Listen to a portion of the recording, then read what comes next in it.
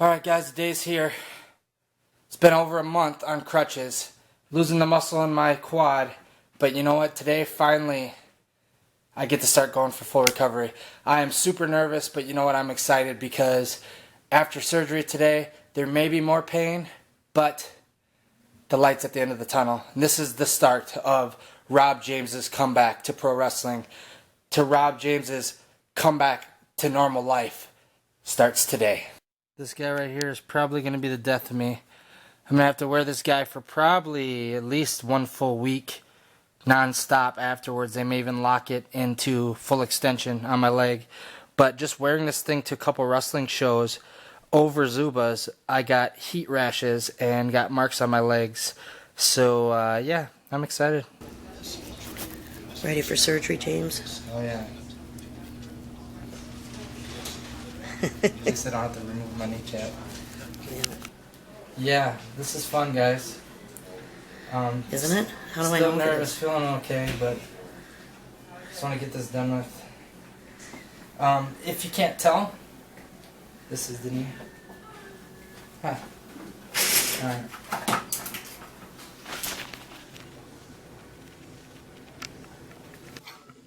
Looks good. It's going to feel kind of chilly now just because... I'm dripping. Oh, sorry. My fault. It's on my finger too. Sorry?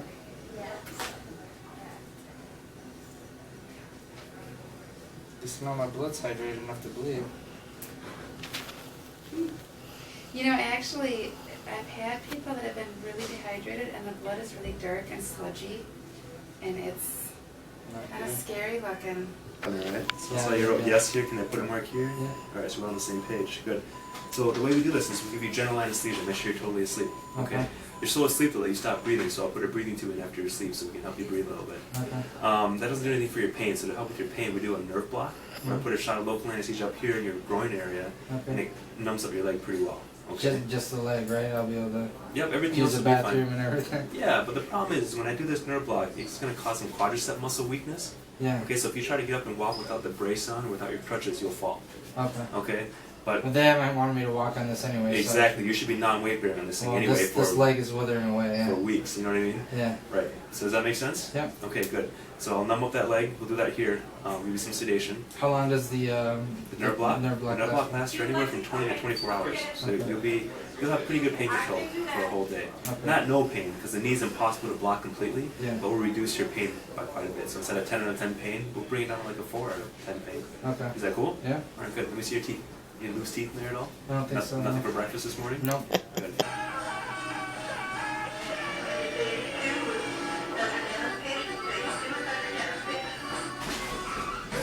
Good morning, Mr. Krabs. Find anything special? Turn your left leg, then you can talk. How many is it? Turn your left leg. Oh, you don't even know. You don't even know. I know. This girl literally hits everything that I want in somebody. She's hot as man, and she makes me laugh. 40. My name is Susan, and I'm going to be your nurse back there. Okay. Well, I don't think I'm like this bike though. You don't. Okay, if I just turn this up? Yeah. Perfect.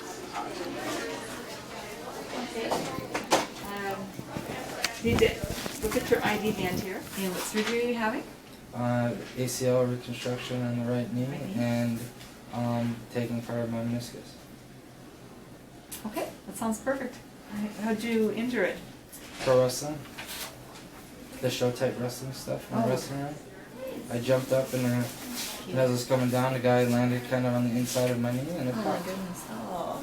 Gonna make sure I signed your knee. One thing you didn't sign was our consent. I can kind Didn't go find it? Yeah. Awesome.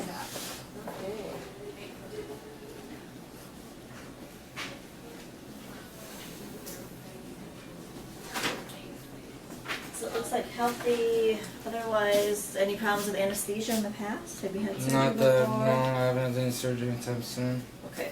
Just dealing with a little anxiety right now, is it? Yeah, I've got something to help you relax. Do you want to hand your glasses on?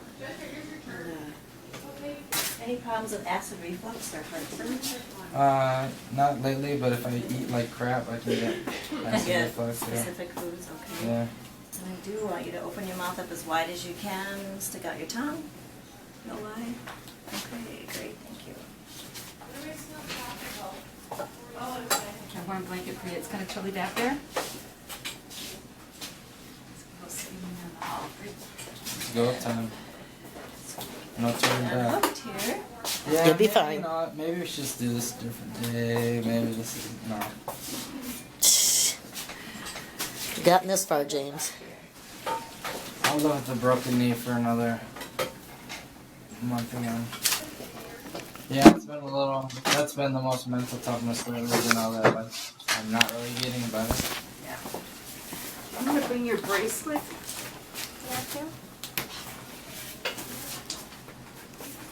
Have you been wearing this, or is this just what they set up for you for? They said I got it for a post-op, but I wore it a couple times, and over clothes it gave me kind of heat rash or something after the day. All right, if you want to say see you later, we're going to head out then. Bye, James. So, yeah, I'll kiss your forehead. Love you. love you too. Things will go great. Where's that one? Have you bring your arms inside the cart.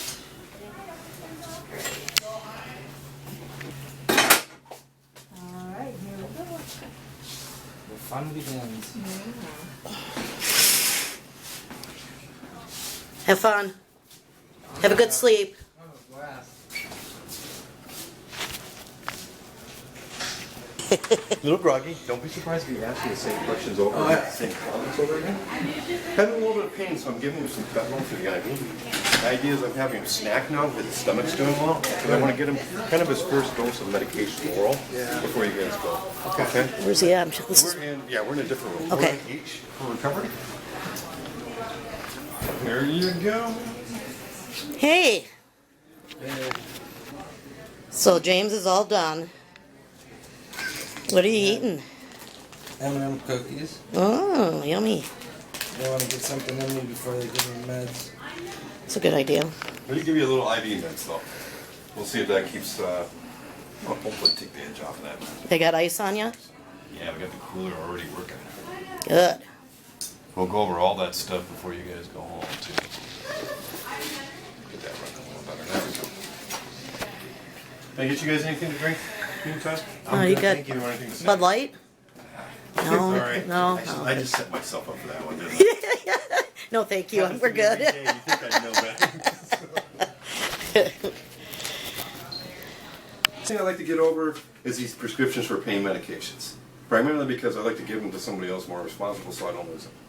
But it is important that we go through this. Now here's a great thing about Dr. Skenzl's stuff. He's got sheets of information regarding every one of these medications, but I'm going to go over it verbally anyhow. Okay?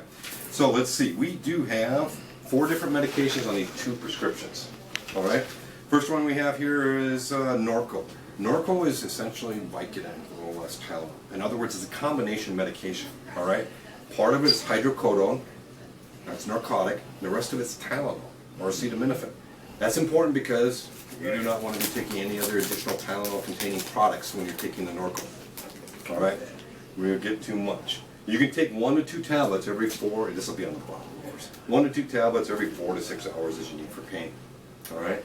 Another medication called Vistro, your generic version will call, we say, hydroxyzine, is going to be prescribed in the exact same manner.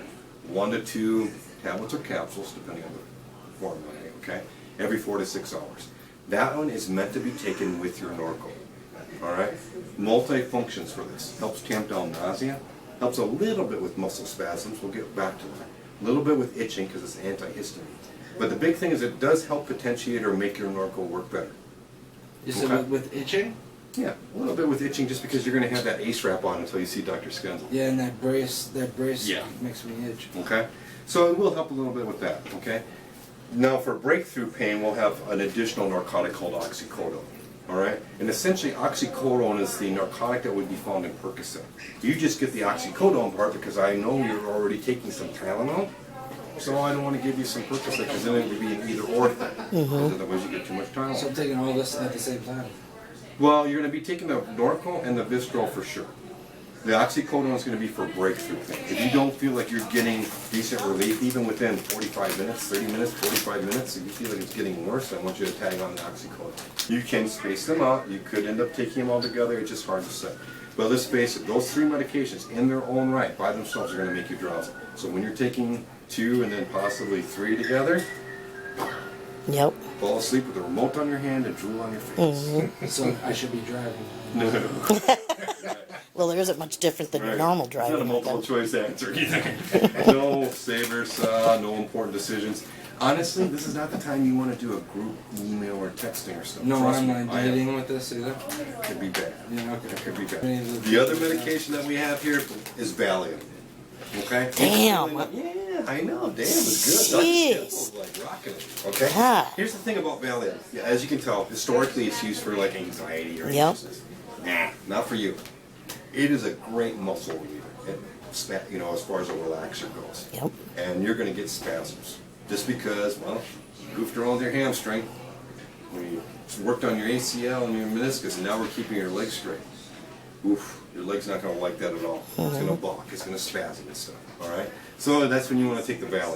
And that's going to be 1 tablet every 6 hours that's needed for muscle spasm. Now, here's the deal. Your first 4 days, as far as your body's concerned, this surgery is like getting injured. It's going to act like it's been injured. It does not know that you did the right thing by doing the surgery. It just knows, damn, something happened here. Okay? So you're going to want to ice it. You want to elevate it. No different than when you tear your knee up to begin with. All right? And you're going to want to be taking these medications. Do not be surprised if you're taking all of these in some formulary to the maximum amount for the next 2 to 4 days. Remember, first 2 to 4 days, probably going to really bite. Yep. Then things kind of simmer down. The interesting thing is, and it's a sad, pathetic analogy, it's no different than when we severely sprain your ankle. Those first 2 to 4 days, you swear to God, that thing's just like swelling and pain. And then after 4 days, you kind of like getting along a little bit better, and you ice it and elevate it every 3 to 5 times a day. Pretty much the same thing with this thing. All right? I know that's a poor, simple analogy, but it's your body's response to an injury. Okay. You got 2 separate nerve blocks. You got a selected tibial and a femoral. All right? The femoral itself knocks off the function of this leg for a good long time. All right? So you're going to, even though Dr. Skenzel says, hey, you can be partial weight bearing with your crutches, I want you to be pretty much non-weight bearing right now until that block wears off. Because you can't feel how much pressure you're putting on there. You can't trust it either, especially with a femoral nerve block. If you were to try to put weight on this, it'd be like, it's almost like falling asleep on your leg. All right? If you can't feel, even though structurally it might be functional and working, it doesn't give you enough feedback and you just tip right over. Well, obviously this would be bad for us in this situation. Yeah. So non-weight bearing until that block wears off and you start feeling good pressure here, equal and all that stuff. Yeah. And even then, when he says partial, you know, I'm thinking 80-20 split. Enough to stay stable. But you know, I know Dr. Skenzel told you very specific things of what he could do and what he couldn't do. So Well, he said about obviously- 20%, Yeah. or 20 pounds. 20 pounds. 20 right? pounds You is what he 20 said. pound, and I'm sitting there going, well, how the hell do I know what 20 pounds Yeah, is? he So I basically think the does- percentage. yeah. Think 80% on your Yeah. left, 20% on your right. He said based on walk your like a weight. big leg, he said. Yeah. Yeah, and that's what you're going to be. You're going to be that straight-legged pirate with those crutches. All right? How long is the straight leg for? At least until you see Dr. Skenzel. So Monday. Yep. And then they'll do some, well, after your appointment, they'll do some evaluation and they'll probably unlock that. You'll still end up wearing the thing, but they're going to give you more range of motion. Is that that's Yeah. It varies between people, so I can't even give you a ballpark figure. Some people I come, if the damage isn't significant enough, we have the brace on, but they've got 0 to 90 as they can tolerate right away. That's not you. So in any case, more damage. Well, let's face it, we had to work on both meniscus and your ACL, plus you got a hamstring graft. Pretty much the full meal deal in your knee. Alrighty, so let's talk a little bit about the mechanics of this stuff. It's already locked. There's a lock mechanism here, okay? What is it locked at? It's locked at 0. You're Oh, straight wow, leg. at 0 right Yep, now? you're at straight leg. I couldn't get the 0 before surgery, so. Yep. So it's just straight. It's not going to allow you much flexion. If we did this, you can feel there's not much going on there. Whole leg. All right. There's locks on both sides, so we want to make sure that they're Both in at their 0. locked position. Yep. 20 split. Keep that cool. Keep it elevated when you're off rest. Dr. Skensler gave the lowdowns as far as what he can do between now and Monday, but you know, you're going to take it pretty easy. As you can tell, you're kind of fading in and out. This is part of the deal, okay? All right, couple complications, small percentage chance, but you need to know what to watch for, okay? One of the concerns, obviously, after surgery, anytime we make an incision, is infection, all right? I'm going to give you another IV antibiotic dose. It's just the same as the first antibiotic that you had earlier today, and then you're done. You don't need to worry about taking oral antibiotics. It's going to stay in your system. But it doesn't mean that you can't. You're going to need to be watching for signs of infection throughout this whole process of recovery. Okay? You can't see what's going on underneath there, so right now you're going to have to rely on fever and chills. Good old-fashioned fever and chills. He starts feeling achy and stuff and real cold all the time. You need to take his temperature. The actual degree that we're concerned about, 101 degrees point something or greater Fahrenheit, is what we're concerned about as far as an infectious process. All right, other thing that we're going to need to watch for, surgery puts you at risk for formation of blood clots. Okay? The blood clots I'm concerned about are the ones that would form in your calves. All right? Just to make this point kind of very clear and stuff, I'm going to pick on your left leg because it could happen in either leg. It does not have to be your surgical leg at all. Alright? It doesn't have to do with a specific trauma of surgery right here. It has to do with the body's systemic response to the surgery. Okay? So it's going to throw out some clotting agents to deal with the trauma of surgery and stuff. We usually have a little decreased activity. That kind of hurts us a little bit. Okay? So the other medication that you're going to have to make sure you have is aspirin. Okay? We're going to be taking a 325 milligram aspirin starting tomorrow.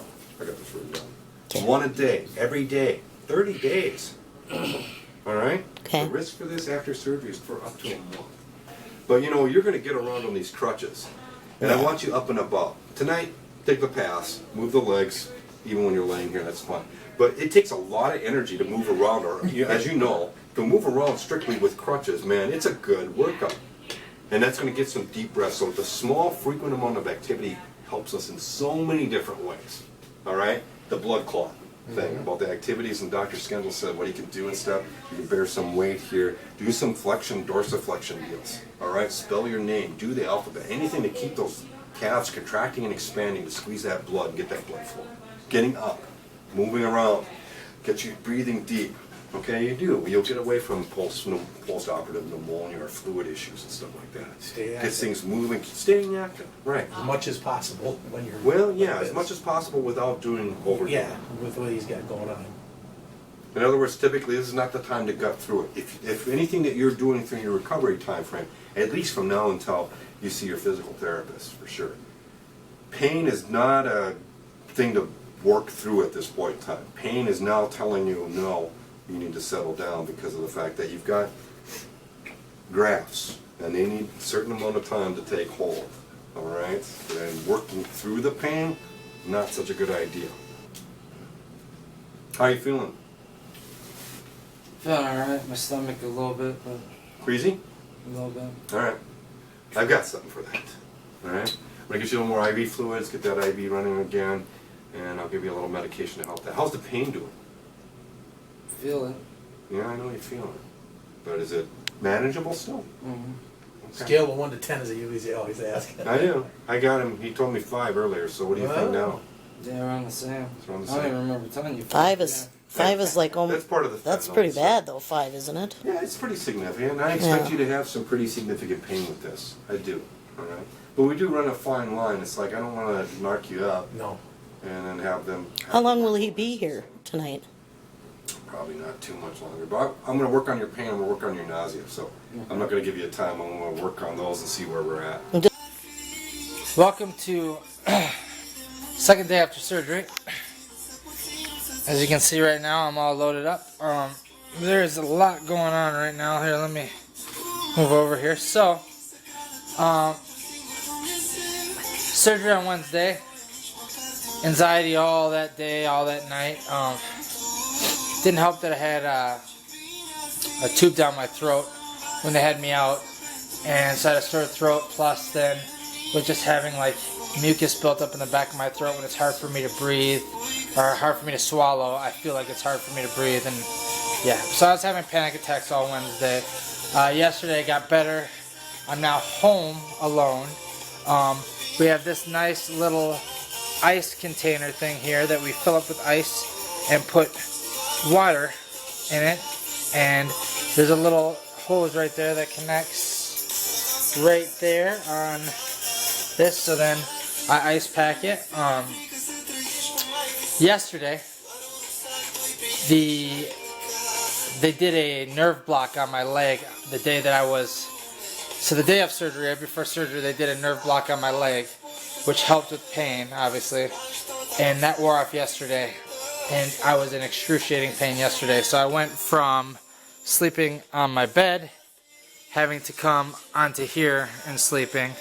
They have me on freaking 3 or 4 different painkillers, Advil once a day, Valium for muscle spasms and also for anxiety. They have me on this stuff for itching, which is great because now this brace isn't itching me so much. But I can't wait to be able to go and see the doc on Monday, see how it's doing, and see what else I can do to further progress myself. Right now, just trying to stay off of it, trying to minimize the pain, trying to stay on pain meds every 4 hours. Thank you guys all for all your support.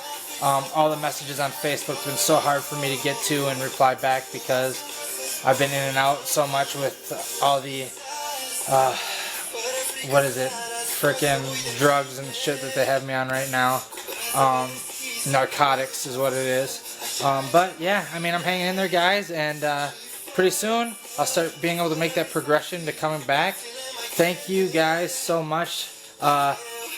Most of the hard part's over now. Now it's just managing this pain and then working back into it without working too hard or working too quickly because we need to go through the progression. So thank you guys. I'll keep you up to date.